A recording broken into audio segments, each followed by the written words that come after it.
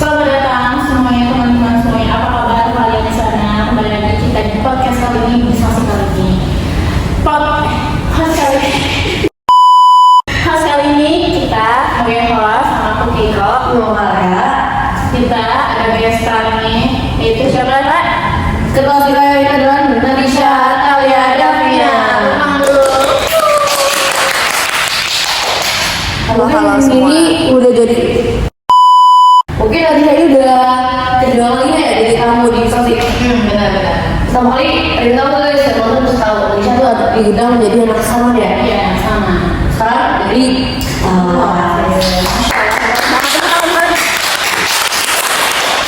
Oke, perkenalan dulu dong Kak. Perkenalan aja ya? Iya. Kayak mungkin buat teman-teman yang di rumah yang belum tahu, halo semuanya, perkenalkan aku Nadisha Alia Davina. Adanya aku di podcast ini sebagai ketua OSIS SMP Exponent Village periode 2024-2025. Kita langsung terjun ke pertanyaan aja ya. ya. Nih, pertama nih dari teman-teman nih, kenapa sih Nadisha bisa tertarik jadi ketos? Ini baru pertanyaan pertama suka intinya kayaknya ya. Kenapa tertarik jadi ketos? Sebenarnya awalnya itu kan karena dulu saya ketos, jadi yang pasti tahu tanggung jawabnya ketos tuh gede banget.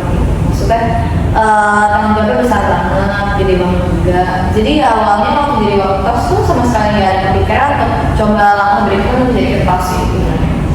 Cuman dengan seiring berjalannya waktu, mungkin saya juga jadinya dapat support dari orang-orang sekitar gitu. Jadinya kalau misalnya ditanya tertarikannya apa, ya awalnya nggak tertarik, cuma karena ada dukungan dari teman-teman sekitar, dari orang-orang sekitar, jadinya saya kayak motivasi untuk apa cobain aja ya buat maju. Cuman ya setelah ada motivasi dari dukungan itu, saya coba buat maju, ya alhamdulillahnya mungkin rezekinya jadi ketua OSIS gitu sih. Awal masalah seperti itu. Berarti Nadisha ini dapat dukungan tuh besar ya guys, bukan dia maju terus. Manusia hilang gitu sih ya.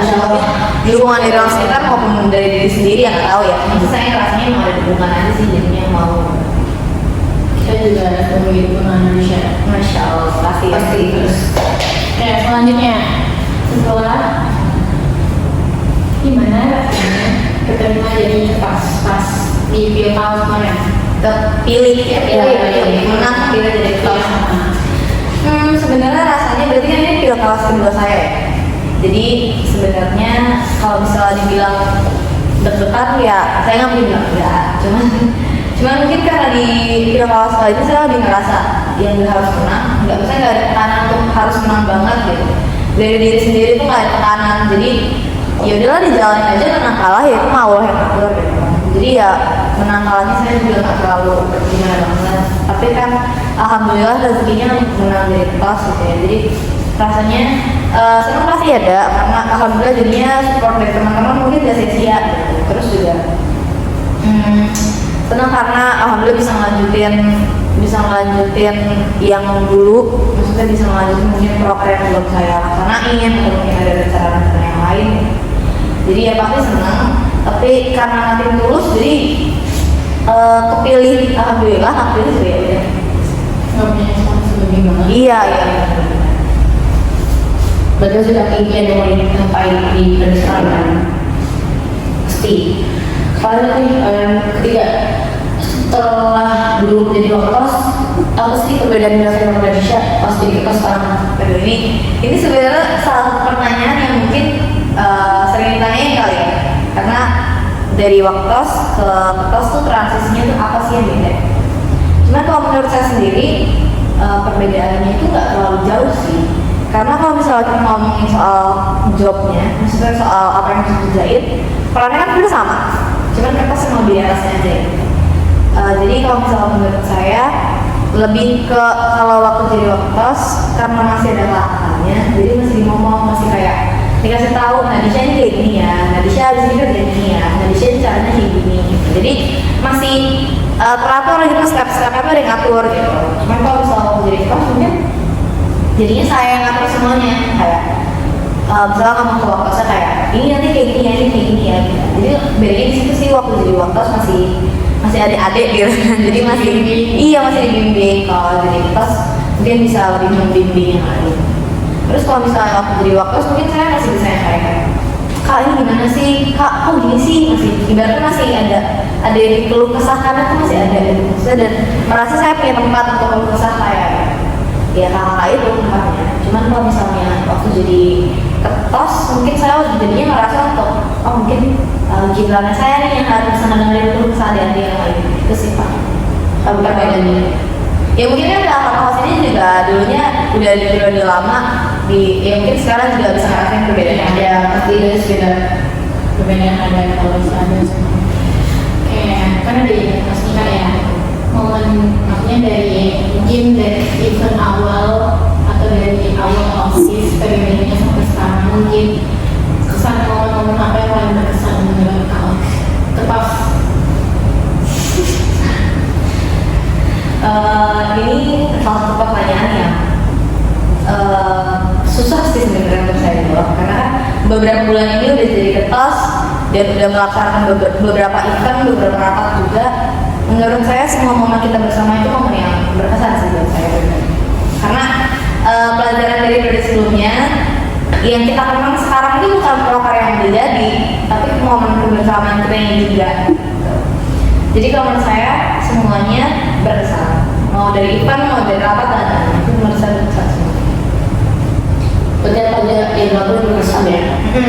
Ya tapi kalau misalnya menurut kalian apa sih, apa yang berkesan? Podcast hari ini menurut kalian berkesan?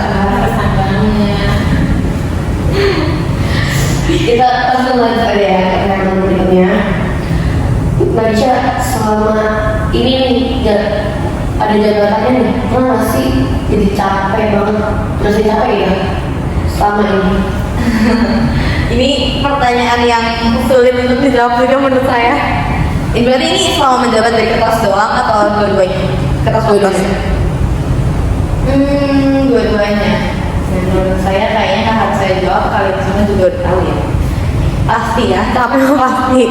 Sebenarnya mau saya ketos, mau saya waktos, mau saya apapun itu, ya namanya manusia pasti bisa capek. Orang juga capek. Iya, kalian juga pasti ngerasain capek kan? Capek sama. Seru ya. Jadi ya sesuai sama kata hostnya capek iya, tapi seru juga iya. Jadi ya karena itu terlaksananya barengan, jadi ya enjoy aja gitu rasanya keberjalanan aja dulu. Iya.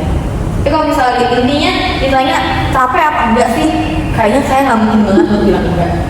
Tapi ya karena ya itu balik lagi ada mungkin hubungan dari teman-teman OSIS, saya juga ngeliat oh saya masih punya adik-adik yang masih harus dibimbing, masih ada mereka yang mungkin kedepannya akan di periode berikutnya. Jadi saya harus bisa gimana caranya saya harus masih mereka pembelajaran dari periode berikutnya mereka bisa berhasil. Itu sih capek pasti terjadi.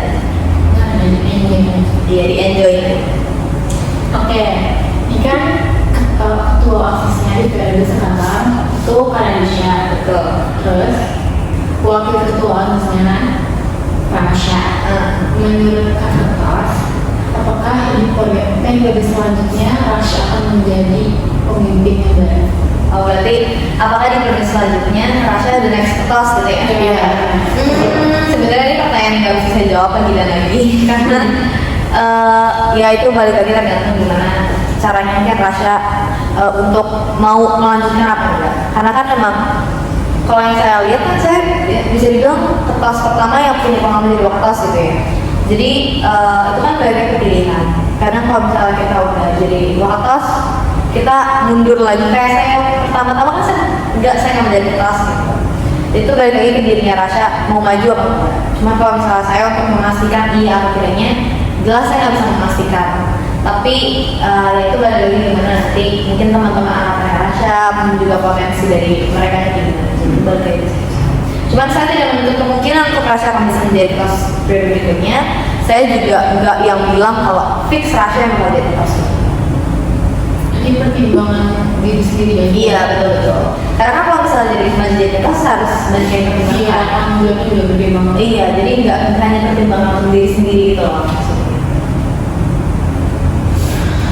Temennya nih minta sedikit pesan dan harapan dari Syah untuk periode kali ini. Untuk kita ke depan. Iya betul.